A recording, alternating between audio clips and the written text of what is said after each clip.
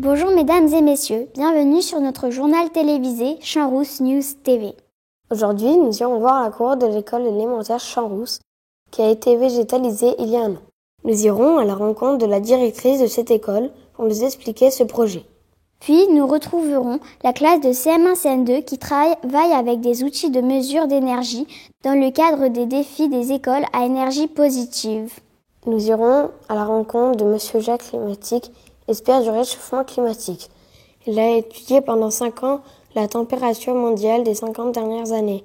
Il nous expliquera les fonds des glaciers et les conséquences à venir. Nous partons à présent retrouver notre journaliste qui a réalisé un reportage dans la cour de l'école Champs-Rousse.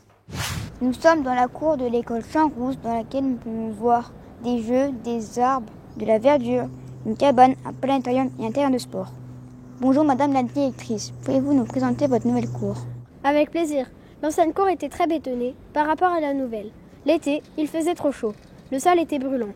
Quand les élèves tombaient, ils se faisaient mal. Les élèves ont été associés au projet. Ils ont dessiné des plans d'aménagement. Ensuite, la mairie en a choisi un parmi toutes ces idées. Les travaux ont commencé pendant l'été 2021 et ont pris fin en mai 2022. Quelle est la particularité de votre cour? Les classes peuvent venir travailler et étudier dehors, grâce à l'aménagement d'un forum et l'installation des tables. C'est utile pour faire des pièces de théâtre. Je vois qu'il y a un potager. Qui s'en occupe? Les élèves de CPCE1 ont eu un projet avec leurs enseignants.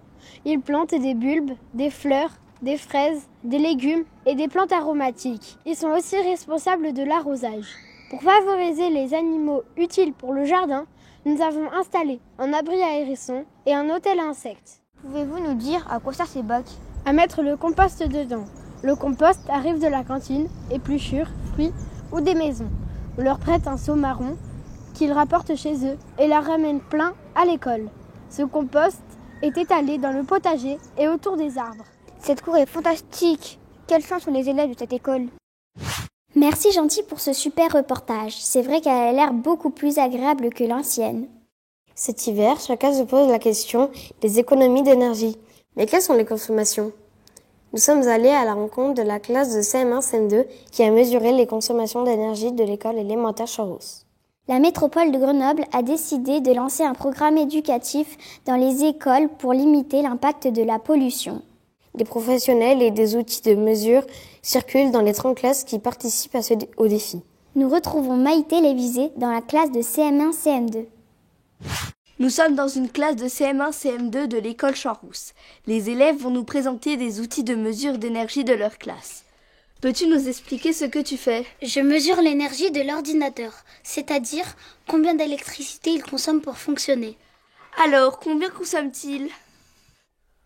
Environ 0,6 watts. Pourquoi fais-tu cette mesure?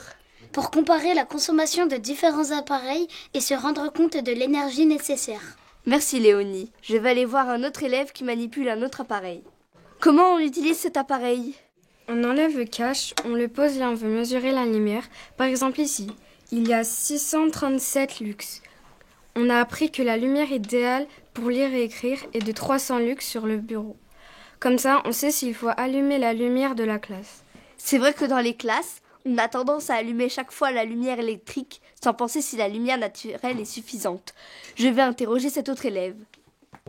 Je vois que tu mesures la température. Pourquoi? Pour savoir la température de la classe et se rendre compte si le chauffage est adapté.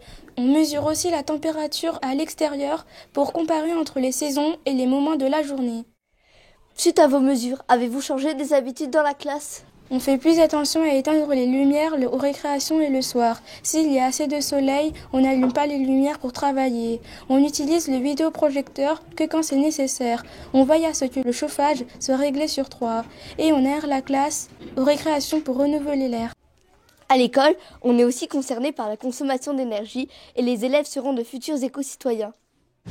Nous remercions les élèves de la classe de CM1-CM2 de nous avoir présenté ces outils ingénieux et intéressants.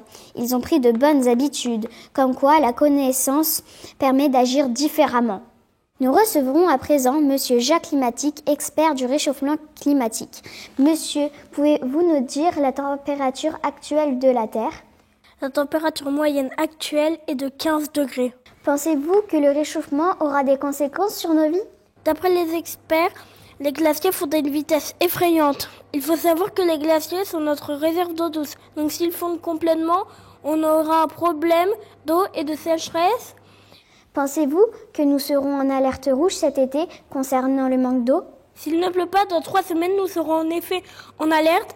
Il faudra réfléchir à notre consommation d'eau. Il va être important pour chacun d'être raisonnable dans les mois à venir. Merci de nous avoir suivis. À demain.